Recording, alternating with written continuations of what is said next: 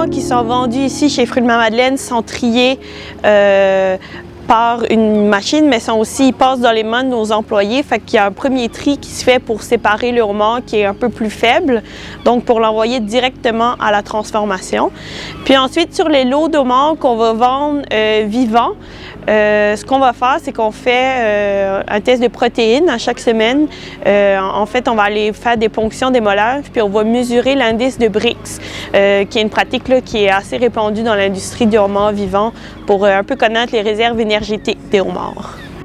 À Maisonneuve, on offre ce service-là aux industries qui sont présentes sur le territoire. Donc, on se déplace chez l'industrie, on prend des ponctions sur plusieurs homards pour que ça soit représentatif, puis on fournit le résultat dans la même journée à l'industriel.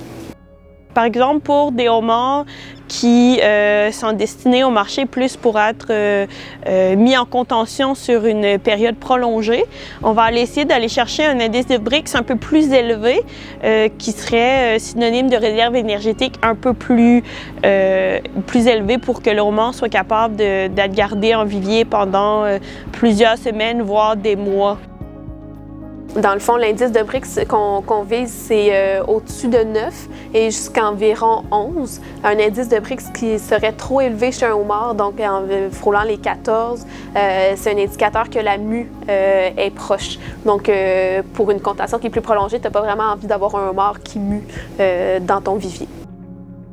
L'indice de Brix va nous renseigner principalement sur les réserves énergétiques du homard, mais il y a beaucoup d'autres facteurs qui peuvent entrer en ligne de compte pour assurer une meilleure qualité.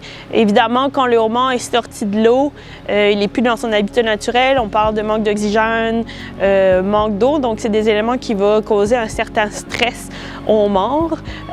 Au-delà de ça, il pourrait aussi avoir une contamination par quelque chose qu'il a mangé dans son environnement, qui est un élément qui est très, très difficile à détecter là, simplement avec le homard vivant.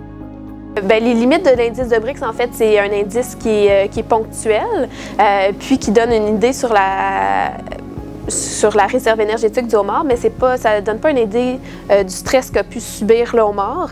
Puis une accumulation de stress pourrait aussi entraîner une mortalité chez le homard.